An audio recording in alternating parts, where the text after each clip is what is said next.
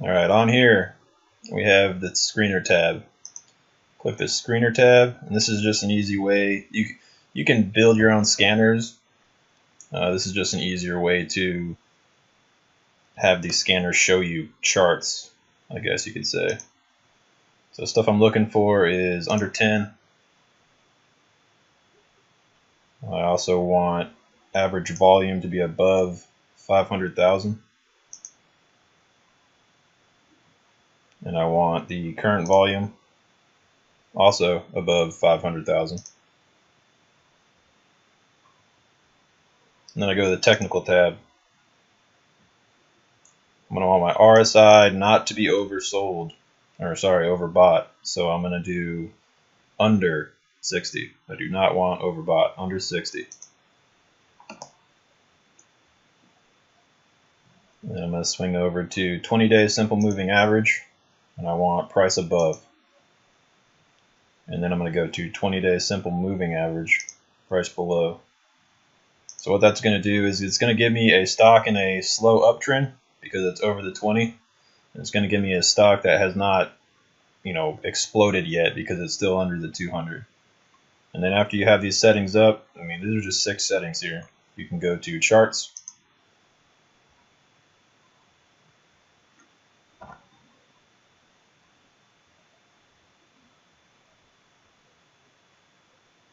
You guys still hear me?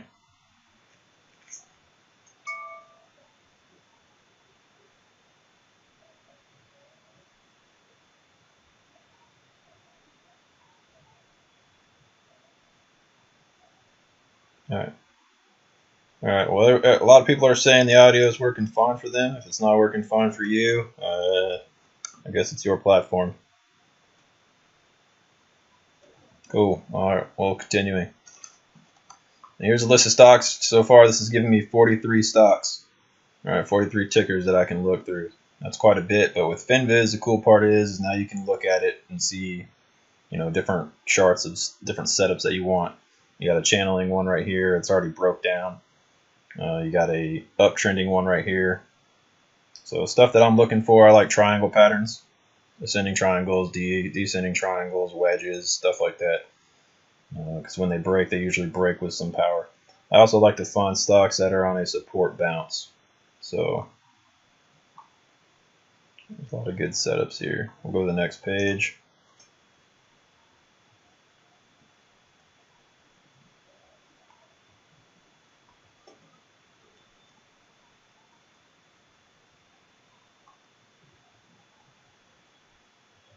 And scrolling through the rest. So these are just generic stocks that fall into that specific category that I specified. And this allows you to find stocks that will, have some type of uptrend happening currently. And you're mainly just looking for support bounces. You can also do this on Thinkorswim itself, the platform. So on Thinkorswim, when you go to your scan tabs, and you have a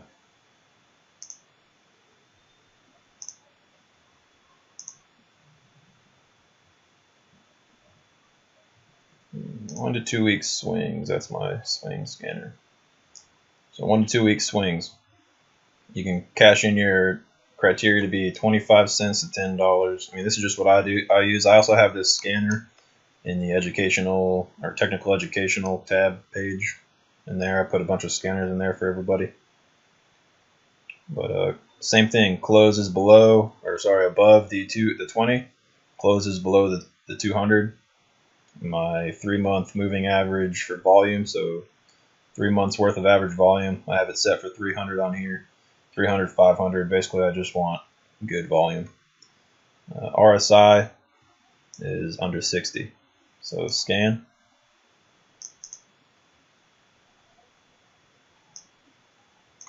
And it's going to give me a list of tickers. And in Thinkorswim, you can save your scanner, and it will auto-populate as a watch list. So over here on the left,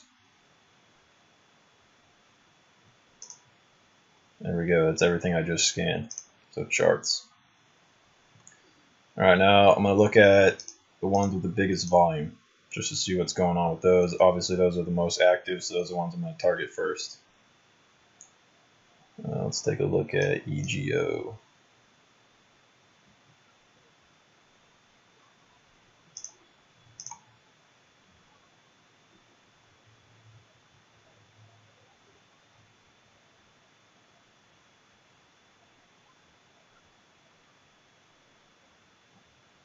Why EGO? Nothing specific about EGO. Just EGO because that's the one I saw first. We're just going to take a look at it.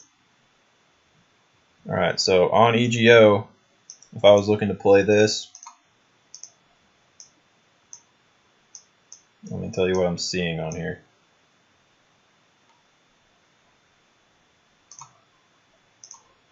So we're going to talk a little bit about Fibonacci, and then patterns in general. So right here we have EGO, ticker symbol EGO, with an RSI of 46 due to this down pop here.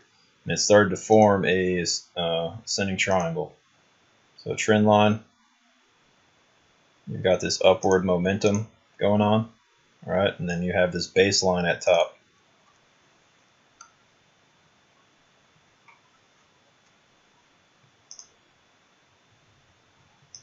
Right along here, which it's actually currently at. It broke the 20-day moving average on Friday with a volume of 6.6 million. All right, so this is a good, the entry would have been down here on the support bounce, but this is still a good stock to get into, just because it's just now peaking above this resistance point right here, the close, and then the open. You got another spot where it tried to break it above and it couldn't. Yeah, don't go all in EGO on Monday. Don't do that. All right. So how do we find out what our resistance levels are? What tools can we use? Well, I use Fibonacci Retracements. That's a good one that I like, and I use it to fill gaps. So the gap I'm looking to fill on this swing in particular is right here. Right, it's a high of this guy, and that is because that's where the big gap started. I mean, that's the gap that I'm looking to fill. And so I retrace from the top down to the low point of the gap right here on November 14th. That's going to be the low point of the gap. And just to double check, I checked the price of the day, which the high was 338. My Fibonacci for 100% is 338. I checked the low. The low of that day was 254, and my zero for Fibonacci is 254. All right, so we're good. Now, look where this resistance line is. Let me take this price out of the way. Look at the 38.2. The low of the day was right at the 38.2. High of the day, 38.2. Next day, high of the day, 38.2. All of these are basically bouncing off the 38.2. So you don't even really need to draw a resistance line for ascending triangle, because Fibonacci 38.2% already gives you that line. And then we broke above it on Friday. So the next target price that I'd be looking to get to is right here at the 50% at $2.96, and then continuing on 61.8, 78.6, all the way to 100. Assuming that volume maintained, that we didn't get any bearish engulfings or anything crazy going on, any different type of candlestick patterns. If you're not familiar with bullish and bearish candlesticks, head over to stockcharts.com and you can search for a whole list of bearish and bullish candlesticks, just different formations that they show, like bullish engulfings, three crows, different names. But that's a way that you can apply Fibonacci retracements. If you're just looking to swing something for one day, you can also apply this to just a single day. So if you pull out a stock that ran in one day, really high, had a lot of percent gain behind it, like BBGB. That's a little hammer on after this big drop. And if you look at it in a 5-minute period, well, actually that one's no good. Let's look at something else.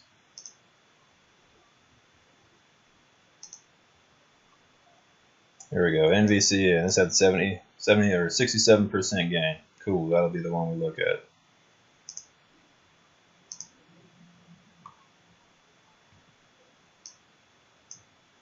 Now you can apply this to this as well, Fibonacci. So this is just a single day if you're looking to swing this all day and get your resistance points back to the top.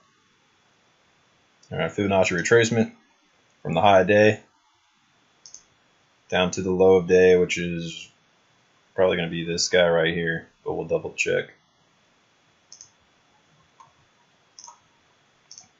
All right, so low of the day is 72 cents, and I don't see anything below 72.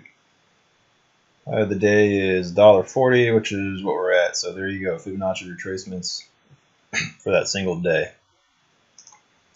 I mean, you can see where it's bouncing off and forth back between.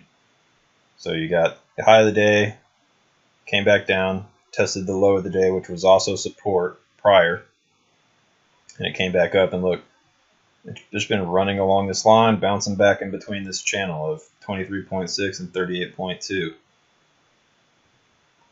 Just bouncing back and forth.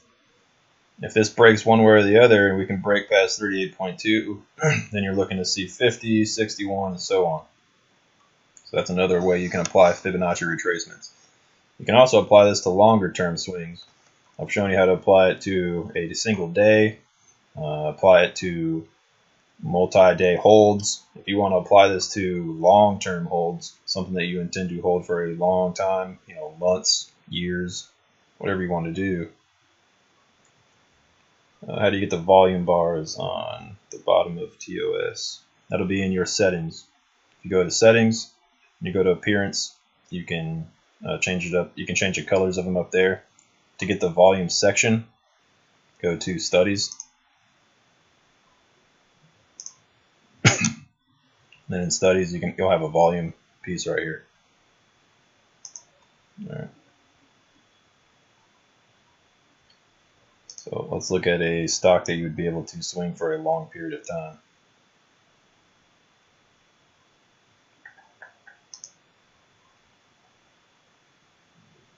We'll take a look at LXP. This is actually one that I already had Fibonacci retracements on. So I'll take this back to 20 years, 1 week. We'll get rid of that. Now, if you wanted to swing this for a long period of time, collect a dividend, because these guys do have a dividend, you can retrace from the top point up here to the low point down here. And that's going to give you retracements all the way back to the top. And you've seen how accurate these can be just by the charts I've already showed you. Fibonacci is a great tool. You can get your uptrend triangle lines or your downtrend triangle lines, and the Fibonacci retracement percentages will give you your resistance points. You really don't even need a chart or resistance line. LXI. LXI does not show up. All right. So looking for stocks that are trending up, scanners and FinViz. So going on finviz.com, you can search into there. It'll show you charts. A lot of the stocks that it found, like Plug, Rex, Run, SVU, URE, Mankind, NE, MUX, those will also be on the scanner I have programmed in here. There's NE, MUX, Rex, a lot of the similar ones, PLG. What time frame do we look for 1 to 2 week swings? When I'm looking for 1 to 2 week swings, I'm mainly looking for a few days to weeks of gap to fill. So if I'm looking at, let's say, PLG.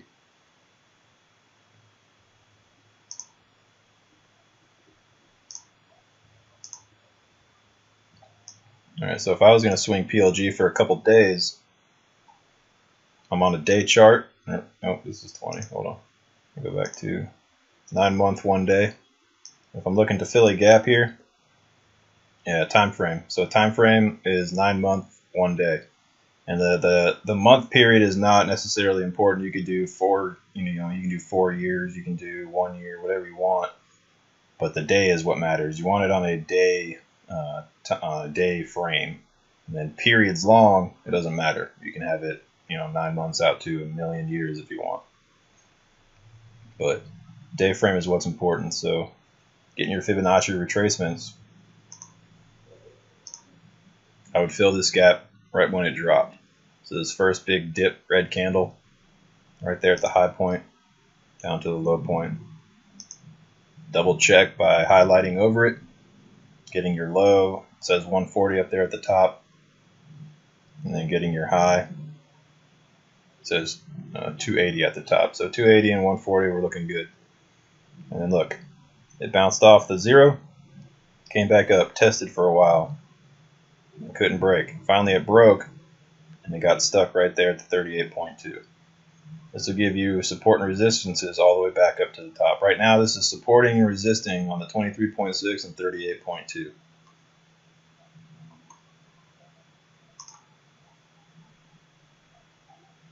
Does anybody have any questions about scanners, FinViz, looking for uptrending stocks, anything like that?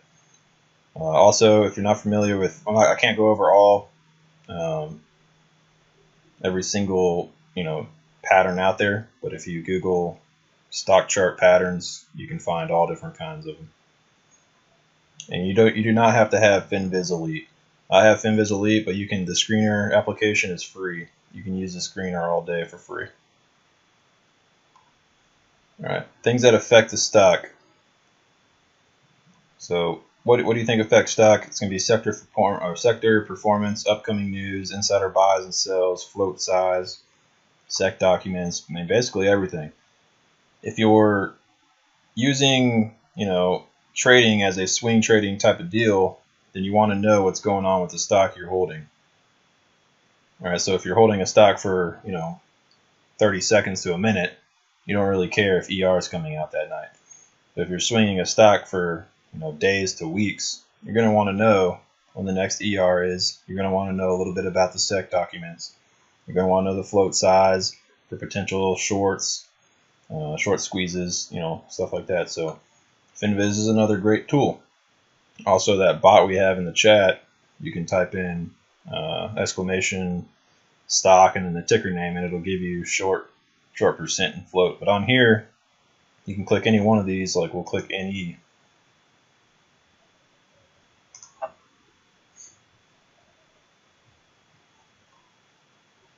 All right, and then you'll scroll down, and it'll give you shares of the float, which is 240 million. It'll also tell you short float, 19.28%. So 20% of 240 million is short right now. That's a good potential squeeze. So getting into NE, especially when it's bouncing off support and starting to uptrend back up, I would look to fill this gap probably to 850, maybe 950. That's where I would do my Fibonacci retracements, and then down to the low point. That'll give you a short squeeze potential with the 20% short. Now note that this isn't updated every day. All right, these are periodically updated. They are not updated every day. So just because it says 20 right now does not mean it's currently 20. I mean, a lot of the squeeze probably happened right around here, maybe possibly this big gap up. That's where most of the squeeze more than likely happens. So this is probably a little bit lower than 20% now. But if you're finding things that are high percentages and you're looking at the chart and it doesn't look like they've squeezed yet, that's a good time to get in, especially if it's bouncing off support. All right, for news, anytime that you're trying to look for a stock that you're looking to swing, you're going to want to know if anything is upcoming.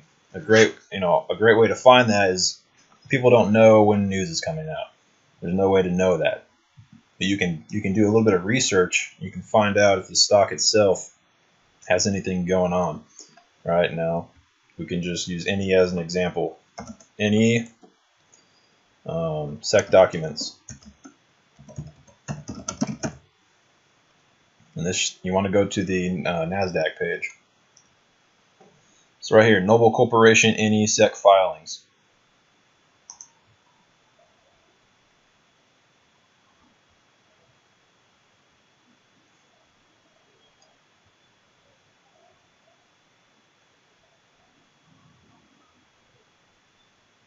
All right, on the SEC filings page on NASDAQ, this is going to give you a list of all the recent as well as historical SEC documents for the stock that you're looking to swing.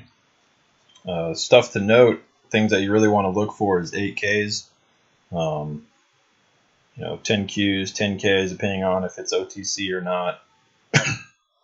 Yeah, shortsqueeze.com is a good one. FinViz is a good one that we already talked about. That'll give you the percentages short. And as far as indicators, to answer Jacob's question, the indicators I use are obviously Fibonacci Retracements. I use 13 EMA, 20 SMA, 50 SMA, 100 and 200. And then Intraday, VWAP, and 13 EMA. We'll talk about those in a little bit. But here's some SEC documents for NE. Alright, so 8Ks. I don't know why this is taking so long to load. Probably because I'm streaming.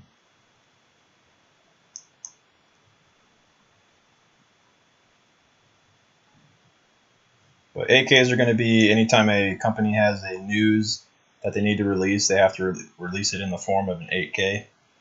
Other stuff you're looking for is going to be 14 forms. And anytime you see a 14, that's going to be some type of insider or a large purchase from a institutional holder. That's good. If there's an institution getting in on the stock you're trying to swing and they're buying, millions of dollars worth of shares, that's when you want to get in, when you see these 13 and 14 documents. All right, there's your 10Q. That's going to be your financial statements. And then anytime you see 8K, that's when news is released, whether it's pertaining to the financial or whether it's pertaining to any type of new thing that the company's got going on. All right, so looking to swing this stock, you probably want to do a couple months of backdating, looking into the SEC documents itself. Yeah, depending on where the stock is listed, you can check out where it's at. But if it's a NYSE or a NASDAQ stock, it's going to be on NASDAQ.com. All right, but checking into these, so you're looking to an 8K.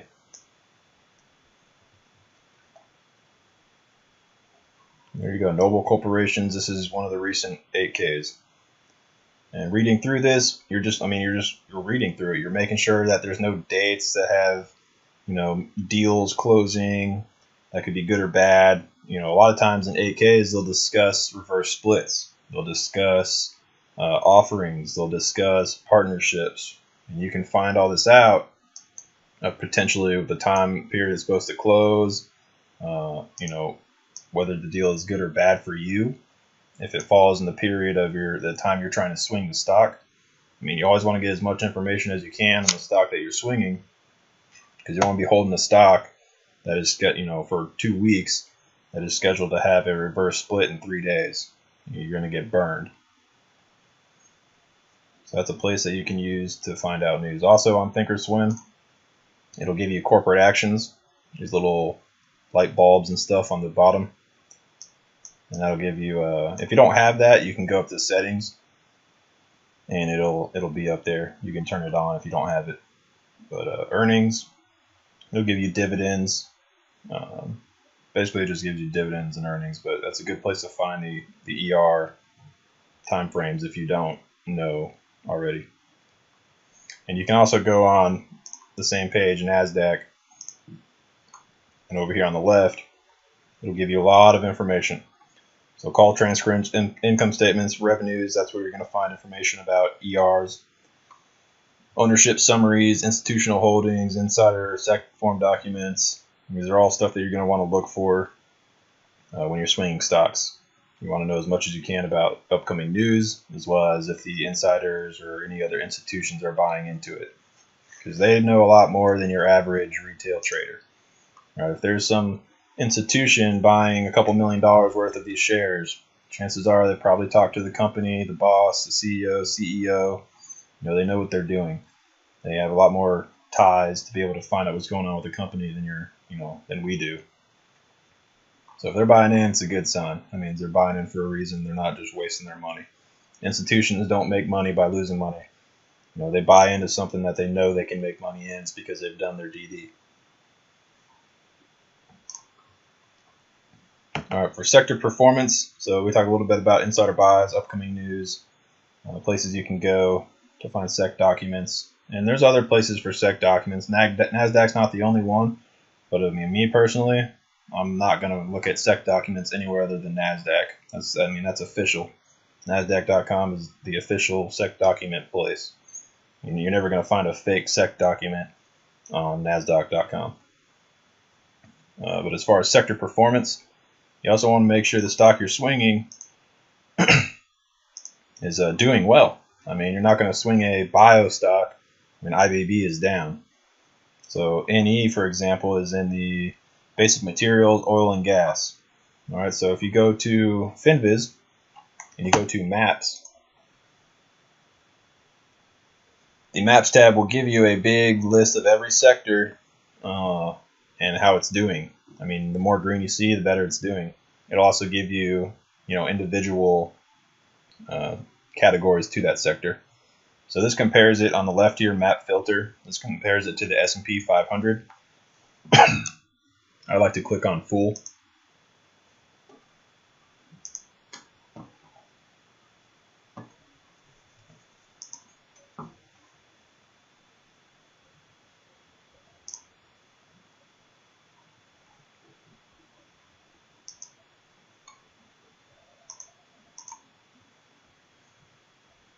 And then from full, it's going to give me actual sector data. It's not just going to compare it to the S&P. So I want to see all sectors. I want to see how they're doing specifically. I don't just want to compare it to the S&P. When you look at the market map, you use one-day performance or higher.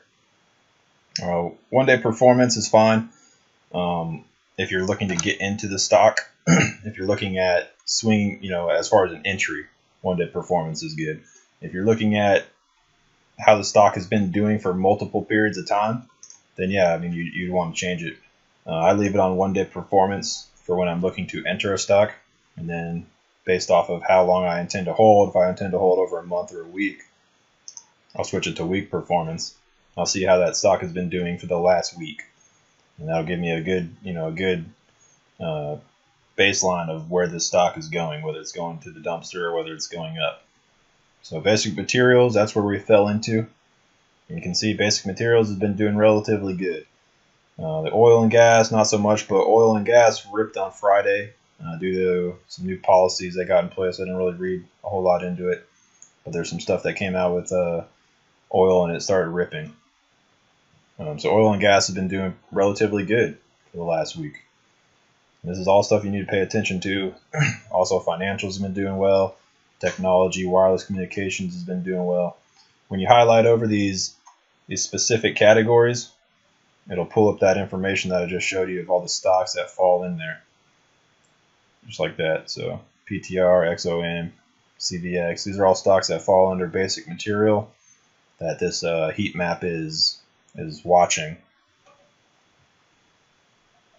So that's how you look at the sectors and the industries that your stock is in and how they perform. So look at the 1 week performance. If you're looking for how it's been doing for over a couple days. If you're swinging for months, look at the month. Year, look at the year. But I mean, if you're going as far out as a year, that's not really going to help you too much, just because stuff changes all the time. I mean, you might be swinging a stock for 3 months, and the only other option you have is a year. 3 months, 6 months, a year. If you're trying to get into the 9-month hold, you don't have a 9 months, so you're looking at a year. Well, something could happen with that sector. I mean, you just need to pay attention to it. Putting money into a stock and blindly holding it for a couple weeks is not gonna help you out. You need to be involved in the stocks that you're be involved in the stocks you're holding every day. So checking this every day, seeing how the sectors are doing, whether it's time to pull out or not. If you're holding bio, you can look at different tickers that will give you those same things. So SPY, you got your S&P 500. There's your S&P 500. IBB, That's going to be your biotech. So that's how biotech's been doing. So right now you could kind of get biotech on a support bounce. You know, if you were looking to get into biotech stocks. Here's my trend line. All right, so biotech stocks. You got a baseline right here. You guys also got this trend line going right here. All right, you got a little spinning top, so it's indecisive. Spinning tops mean indecisive. The stock doesn't really know where it's going to go just yet. So this could be the bottom. It could not be. We also have the intraday cloud. So if this bounces off the support, your intraday cloud, or not your intraday, your daily cloud is going to be resistance. All right. So that's going to take you back up. And this doesn't necessarily mean that it's going to control the stock you're in, but this is going to give a good resistance as far as price action goes in all biotech stocks, unless something came out with news to where they got an FDA phase 3 approval or whatever. Then they're going to rip. But in general, if there's no news going on with those stocks, typically they trend their sector. So typically NE would trend the basic materials oil sector, unless they had any news going on. Any questions about heat maps or anything like that? None? Sweet. All right, charting indicators, support and resistances. Can everybody still hear me real quick, just before we start going? All right, cool. So we talked about SEC documents, float size, insider buys, upcoming news, sector performance, places you can look at. Here's where we get into more of the nitty gritty. All right, so SMAs, EMAs, Fibonacci retracements, MACD, RSI, etc. Stuff that I use. SMAs and EMAs. All right, you can set those up if you don't know how in studies. Let me pull up a swingable stock here.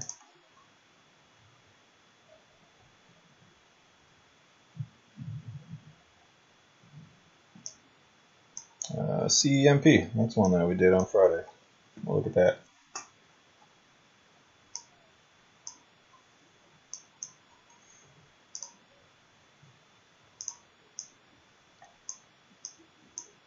All right, CEMP.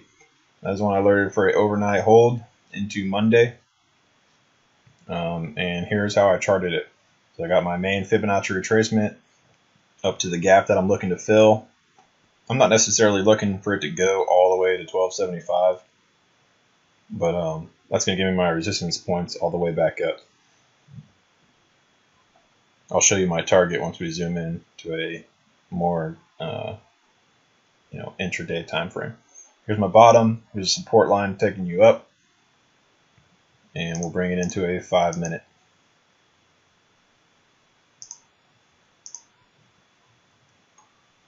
All right, so on a Fibonacci retracement of the 5-minute, what I did was I took the day, I took that Friday's high and the Friday's low, and I also did a Fibonacci retracement from high to low. That's going to give me this, intraday Fibonacci retracement breaks. And I'll show you, this is very accurate. I mean, look at this. Came up, tested, broke. Rode it for a while, broke. Kind of hang out for a while, and it bounced off of the 13 EMA intraday, broke. 13 EMA, Fibonacci. It just keeps trending on the Fibonacci and 13 EMAs, using it as support and resistances all the way up.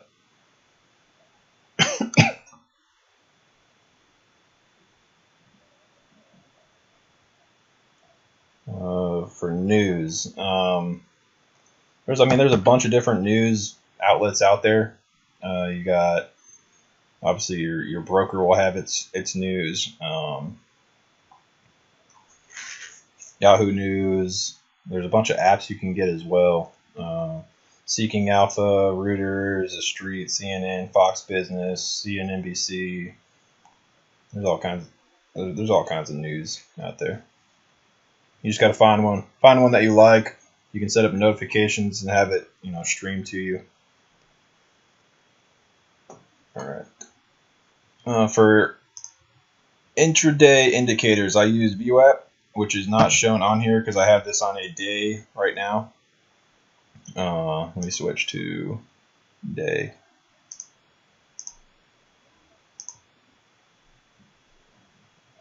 Load studies to the minute, and that'll give me my VWAP. So if I'm looking at something intraday, I'm looking at VWAP, I'm looking at 13 EMA. I'm looking at 13 EMA as my trend line, basically. I want support bounces off the 13 EMA. If a stock is in a uptrending motion, it should be bouncing off 13 EMA. If it breaks 13 EMA, VWAP should be under 13 EMA if the stock is uptrending. So if I get a breakdown of 13 EMA, I want a VWAP bounce. And that's where you could have your entry if you haven't got in yet. That's where you could also have your average down if you haven't, haven't averaged down yet, or if you want to or not. That's where you could also add to your position. If it breaks below that, that's where a lot of institutions are going to be looking to exit their clients. So VWAP is a very institutional traded indicator. Institutions will have orders that are called VWAP guaranteed orders. And basically they'll get their clients in and out on VWAP. So if a stock comes down to VWAP and breaks below, institutions will sell their clients stock, and you'll see a further tanking. As well as when it's coming up and breaks above VWAP, that's when institutions will look to get their clients in before it breaks above. So institutions use this. It's probably one of the biggest indicators to use in institutional trading is VWAP, MACD, and 13 EMA. From all the research I've done and every institutional trader I've talked to, that's ones they mainly use. Going back to a day frame, we'll change the studies back to daily. And here's going to give me my indicators that I'm using in a day frame. All right, I have mine color coded to the Think script that I created. It's a little like the Pokedex. I don't have the MACD and everything like that. I just have the indicators right on top here. My RSI, VWAP, Golden Cross, which is courtesy of Poke. 13 EMA all the way to 200. And that's going to give me indicator resistance and support lines as this stock rides back up. So they're just color coded. This will turn red if price is below. It'll be colored in to the color of the indicator if prices are above. And for MACD, I'm not using default. I'm using 14 and 30 on a 9 exponential. For me, that's given me more accurate. I've tested multiple settings on the MACD. 14 and 30 has just been what I've found to be most accurate.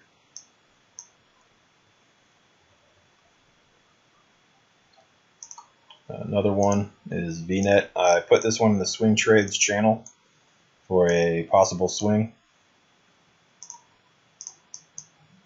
It has a pretty good setup actually. I just zoomed way out.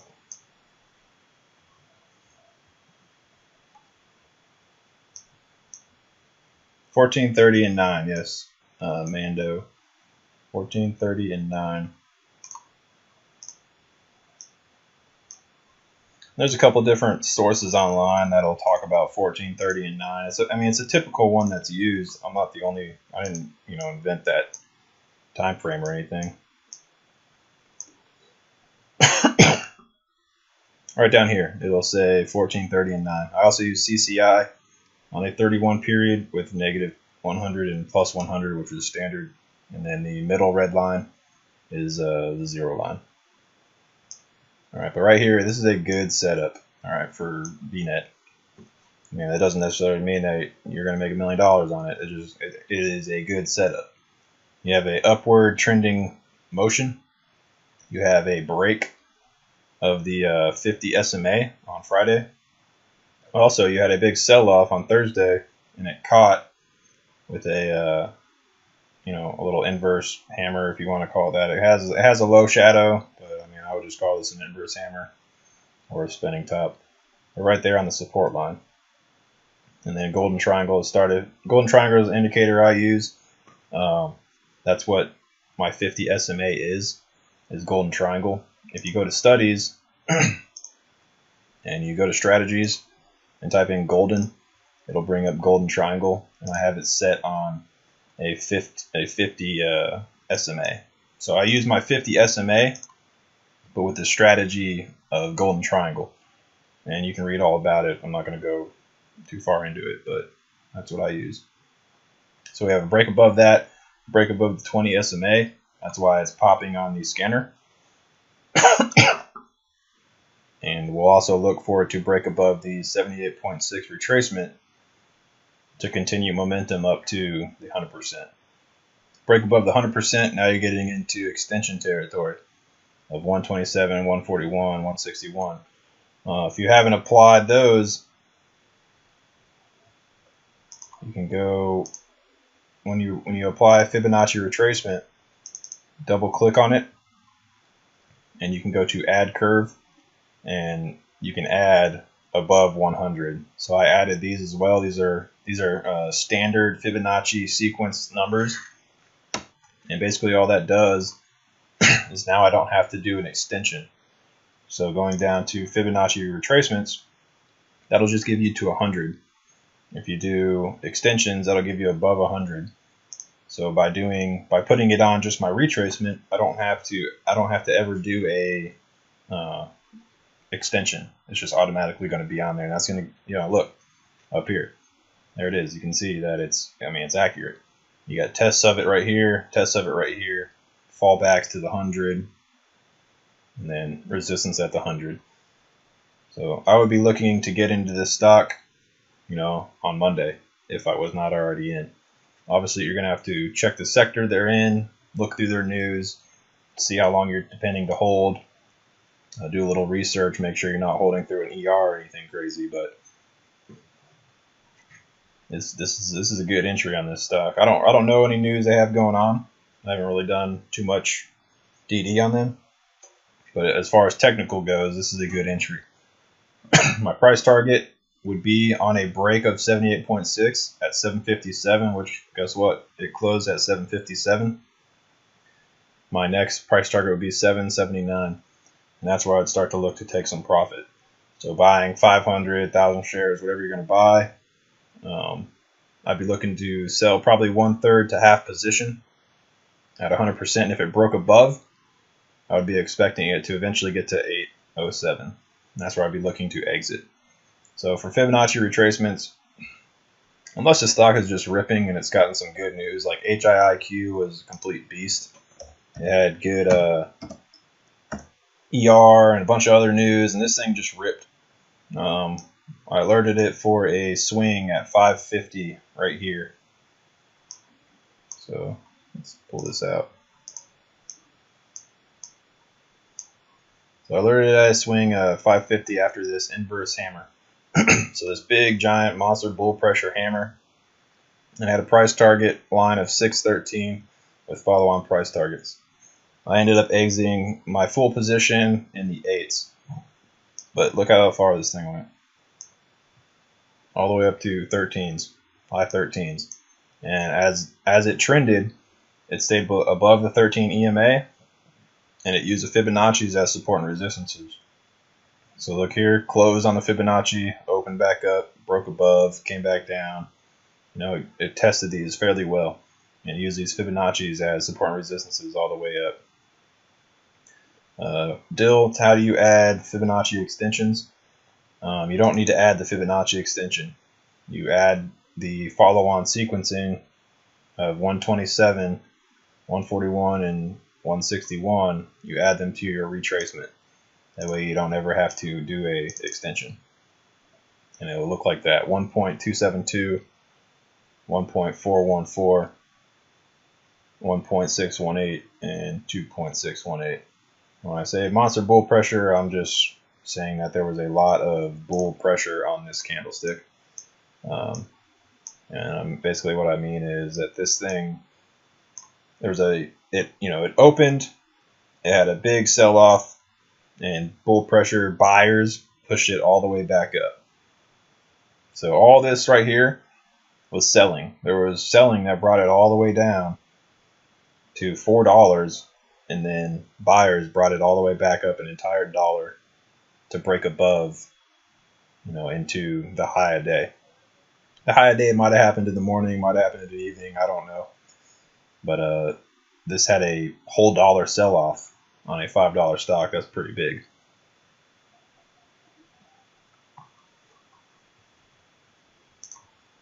Okay, so SMAs, EMAs, Fibonacci retracements, MACD, RSI.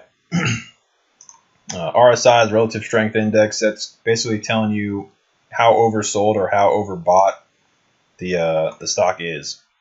So on my indicator up here, I have RSI. If it's above 60, it's going to be colored in red. If it's between 30 and 60, it's going to be yellow. And if it's below 30, it's going to be green. And that's just telling me that, the stock is either oversold or not oversold or overbought. For RSI, you're not really wanting to swing stuff that is insane, and insane RSI. If it's got probably above 60, I wouldn't be looking to enter into it for a multi-day hold. And overnight is fine because as long as it has momentum going into close, you're riding the momentum into open. But as far as swinging something for multiple days, I would not be looking to do that with an RSI above 60. That's just too high. You're in overbought territory, and that stock's going to eventually consolidate. And you're not going to get the gains out of it that you want to get out of it. What time period do I use for RSI? 14. 14 in Wilders.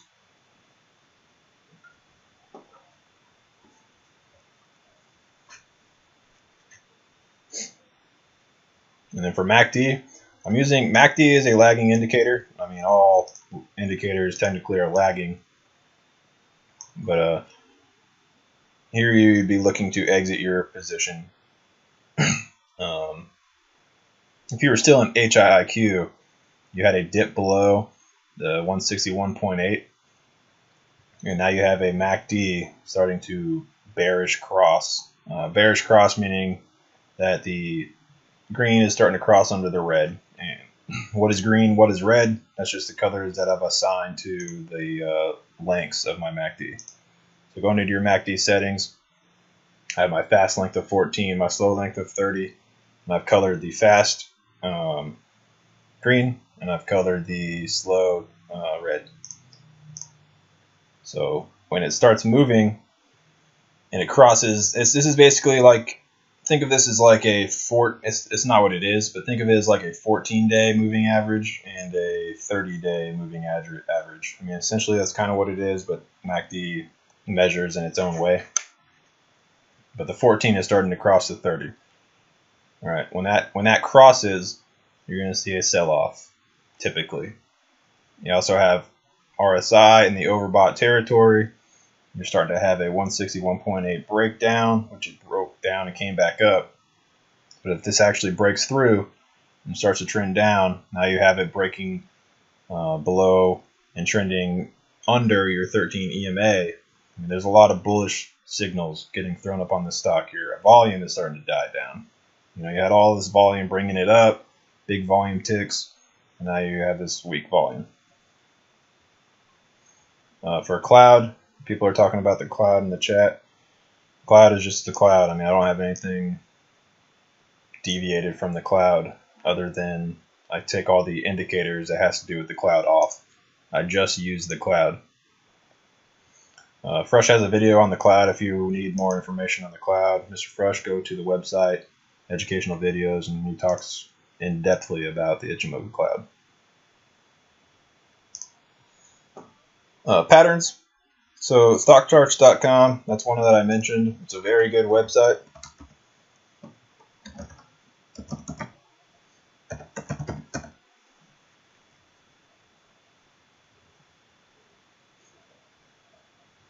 And on here you can get bullish, you can get bearish candlesticks. It'll have different chart patterns that you can look for. It'll have all kinds of stuff. If you just you can also find a big list just by simply Googling stock chart patterns.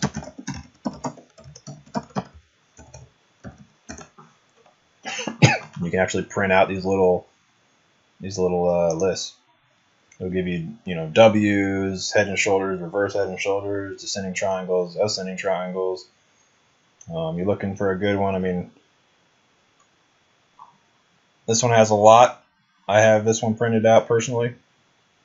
When I started trading, I was just, I'd look at it, look for stocks. The more you trade and the more you trade these patterns, the more you'll be able to just spot these instantaneously. But Googling stock chart patterns and getting used to what they look like and back testing them. I mean, there you go. You got a cup and handle, you got a head and shoulders, you got a channeling down with a break up, you got an ascending triangle, all different kinds of, a pennant break up. You can also have a pennant break down. There's all different kinds of patterns out there. Bear flag, bull flags. But just get familiar with them. If you're not familiar with, probably 10 or 15 of them, the triangle ones and the cup and handles, pennants, flags, triangles, those are the typical ones that are most powerful. The one I typically look to trade the most is the ascending triangle, just because when it breaks very hard. It'll usually go for multiple days. Reason being is because it's had so much resistance at that resistance point. So much resistance at that resistance point that it's trending up and it's getting into the little, squeeze point. It's narrowing into this place where it doesn't really have a choice. It's got to go one way or the other.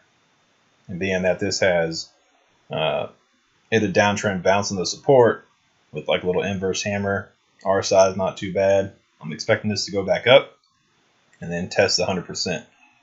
When it tests 100% and it breaks, you should get a nice solid break because this is squeezed into this little narrow spot for, weeks. Now, this is on a day frame. This is weeks worth of data right here, squeezing you into this little corner. It's got to go one way or the other. And on the Ichimoku cloud, I mean, look where it's at. On the Ichimoku cloud, it is right there. Right there at resistance. It broke into, but it got shot back on the 100% on the 78.6 retrace and on the bottom of the Ichimoku cloud. So those are two indicators giving you basically the same resistance. So that's how accurate Fibonacci is. It's so accurate that it's actually lining up with the Ichimoku cloud exactly.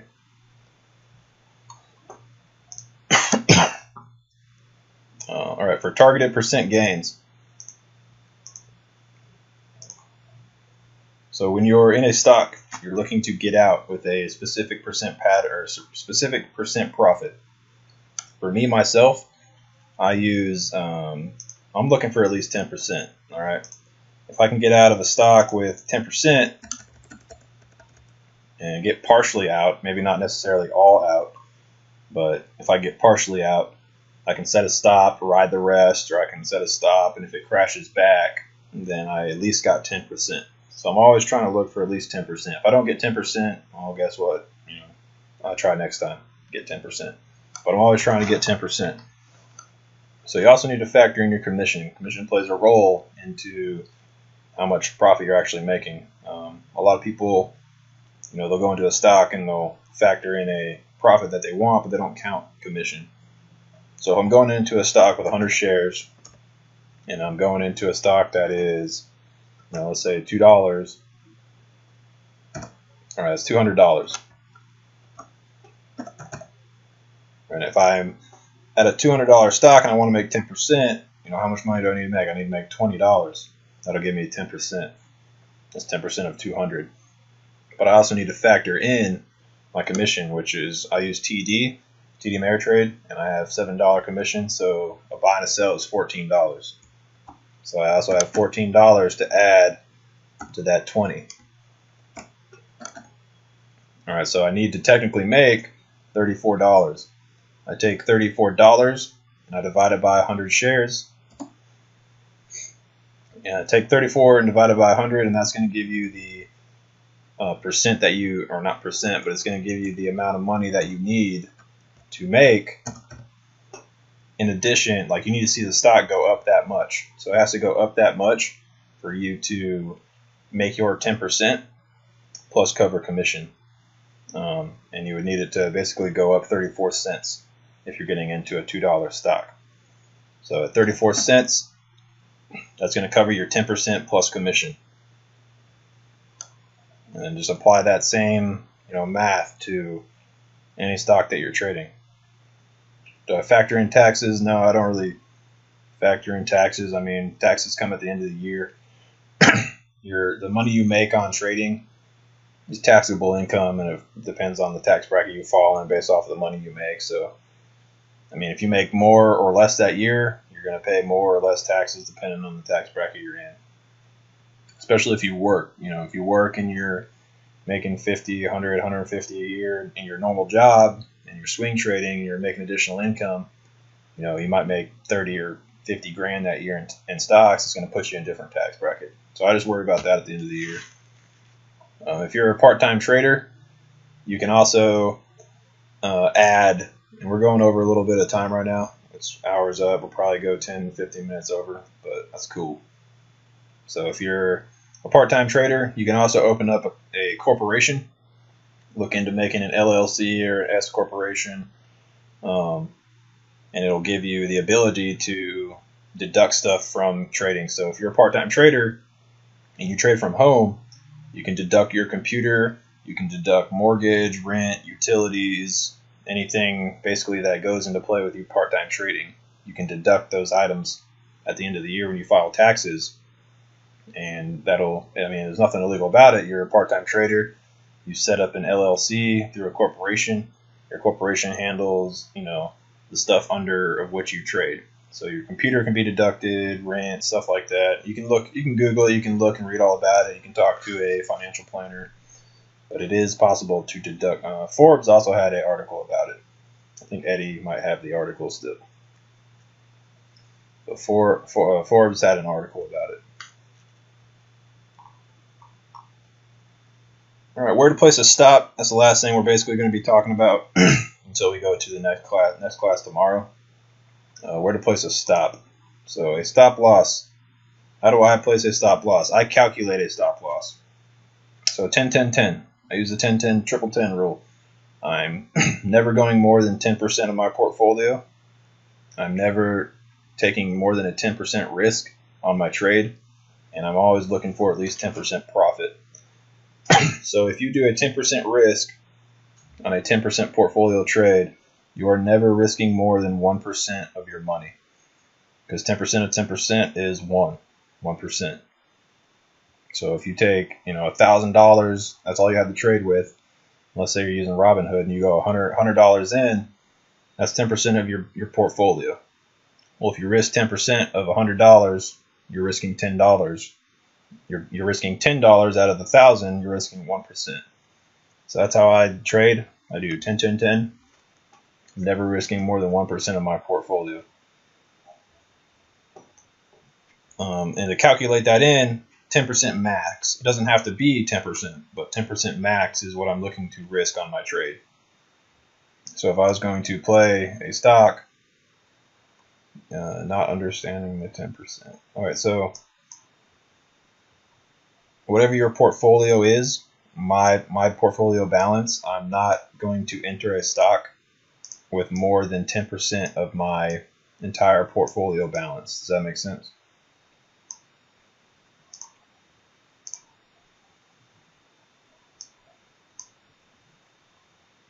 A $10 portfolio. No.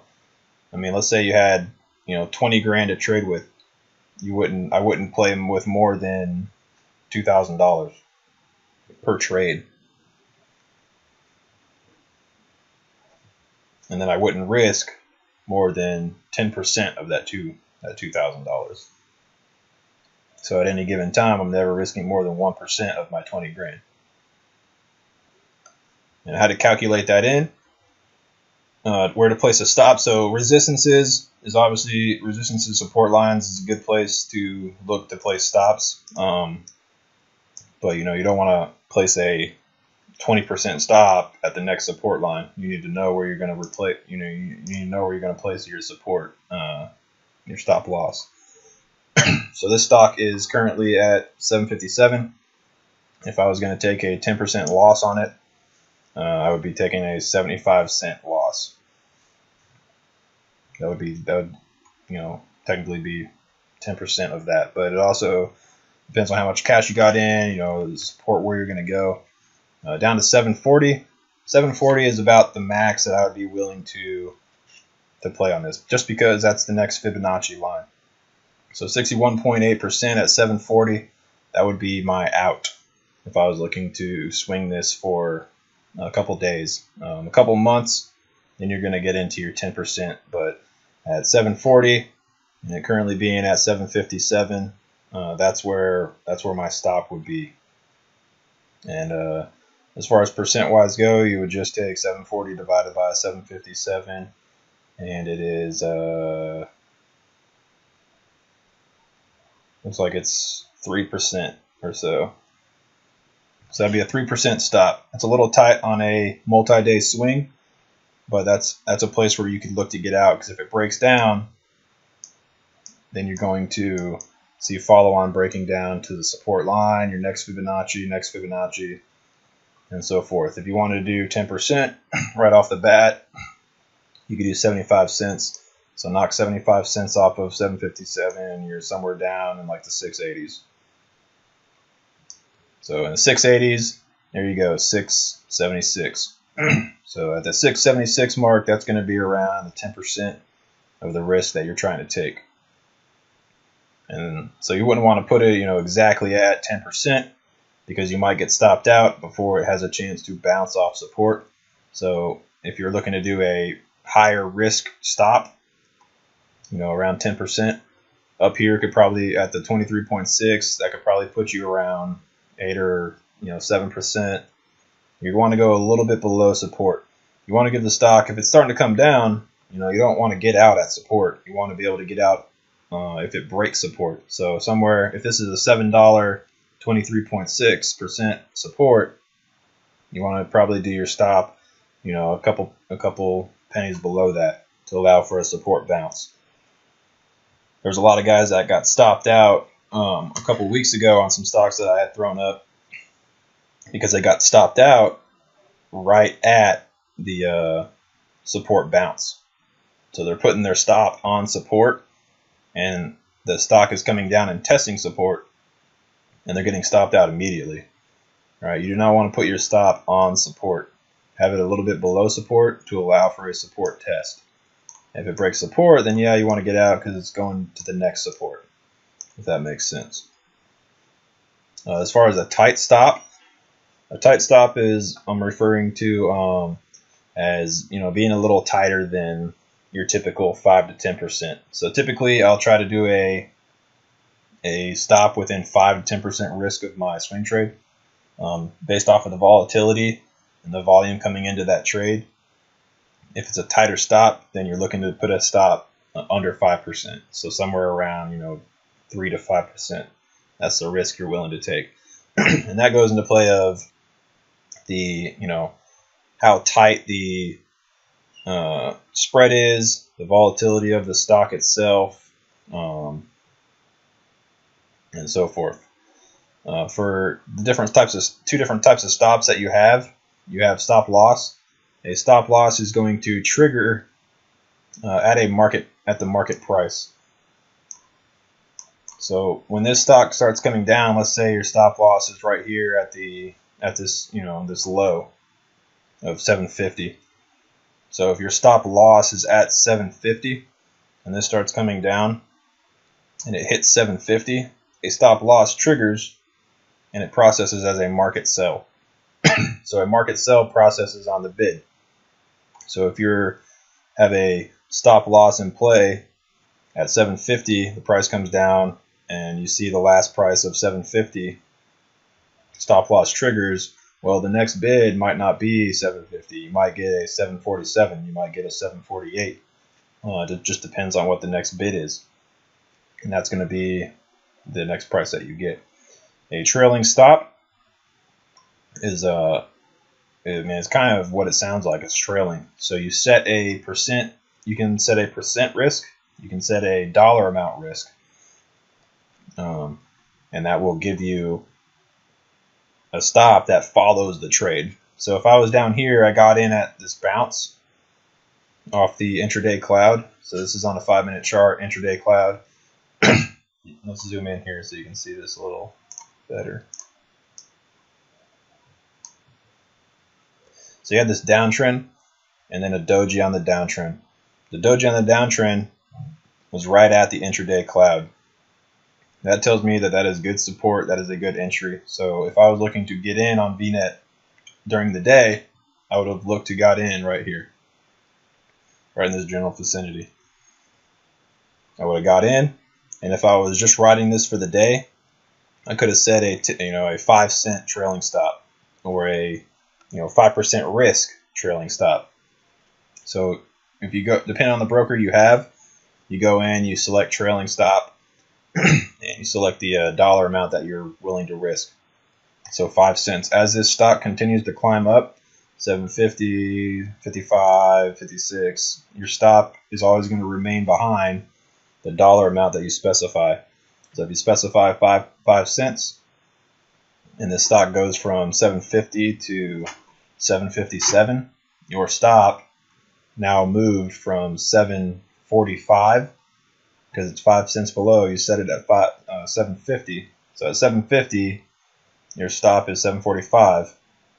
But as it moves up, now your stop moves up with it, and it stays 5 cents behind the market price or the bid or the ask. You can specify that in your trailing stop information. I usually process mine on the market price. I don't put it on the bid or the ask. So I'm always, depending on if I'm doing percent risk or if I'm doing a dollar amount, I will set it to follow the market price. And all the market prices, if you don't know, is the last price the stock was traded at.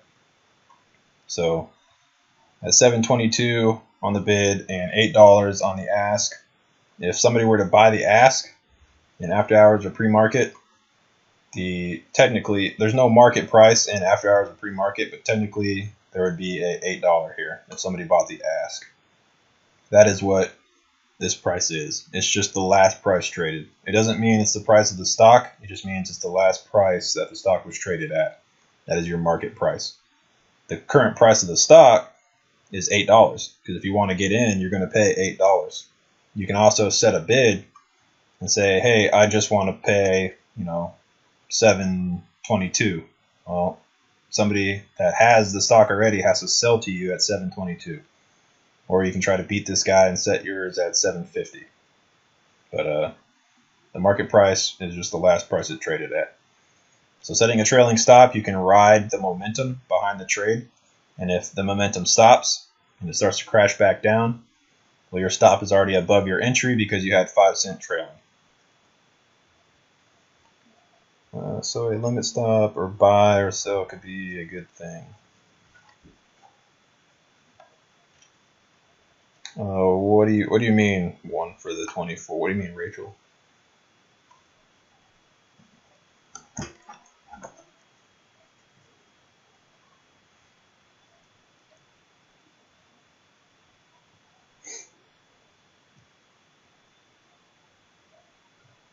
Oh yes, you can do limit orders to buy and sell at certain prices depending on if you want to get in. If this stock is at at 750 bouncing off the intraday cloud, you want to get in at a 786% break, you could set your buy order at 757, and that'll allow you to get in. If you're setting a buy order,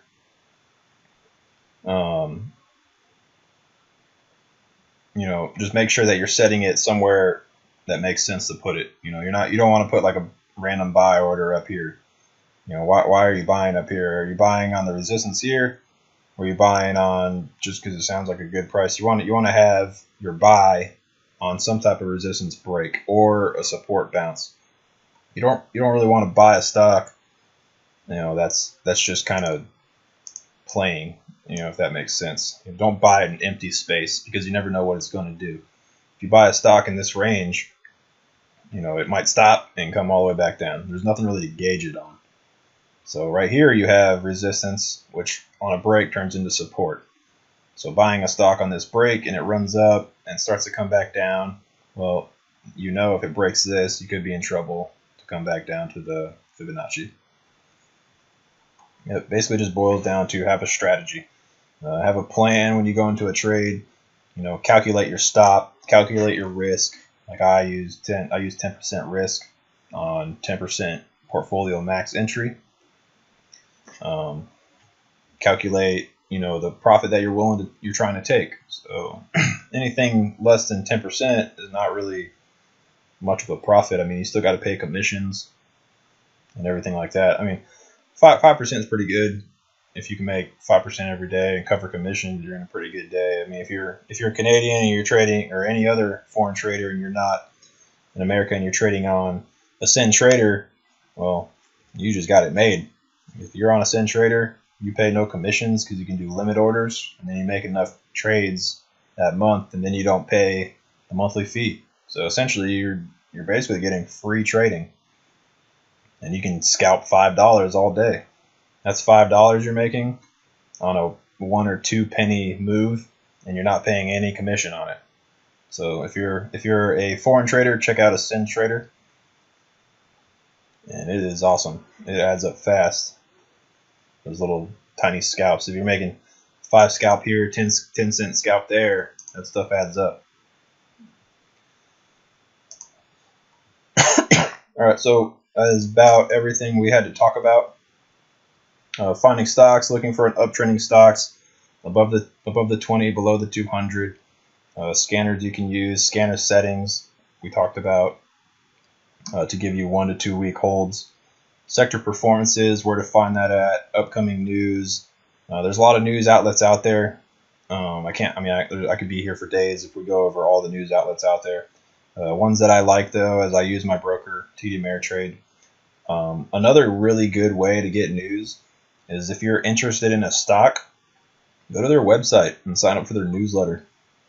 You go to their website and sign up for their newsletter, they're going to send you stuff usually before it hits mainstream news. So you'll get an email about, you know, what NE has going on before TD posts it in the live news section. You know, you'll get news from the company before it even comes out. You can also get news on Finviz. If you go to finviz.com and you click on the stock,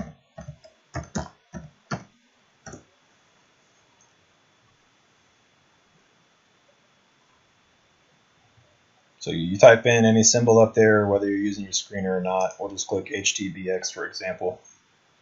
We'll go over the news real quick. So here's all the latest and greatest news. All right, you also got financial information down here, shares outstanding. Shares outstanding going up. Can anybody tell me what that means? Why would shares outstanding go up? Dilutions, yes. Dilutions are sometimes a good thing, but usually they're bad. Usually it causes some type of sell-off. Dilutions happen when a company wants to raise more capital, so they'll dilute the stock. They can be toxic, but depends on the stock that you're trading. So something like HTBX, it's a penny stock. Yeah, dilution's bad. I probably wouldn't be looking to get into HTBX for months to a year. I just wouldn't, not based off of this. But if you're talking about something like, you know, Ford, Apple, Tesla, you know, any other good, you know, large cap, mega cap company that you're looking to swing trade, dilution's not always a bad thing. All right, you can have splits and you can have reverse splits. You can have dilutions. You can have insiders buying back shares, basically undiluting the stock. They're not always bad. It just depends off of where the company is trying to go. But you can have your news on here. It'll give you recent upgrades. So these guys were initiated by Roth Capital to a buy. It'll also give you a lot of statistical data. So shares float, percent short, 52-week highs, lows, all the EPS information. Good place to find most of your information for a stock is right here. Yep, Mr. Miyagi says, good. Sometimes on the big boy dilution is a good point to get in. Those initial drops usually recover pretty quick.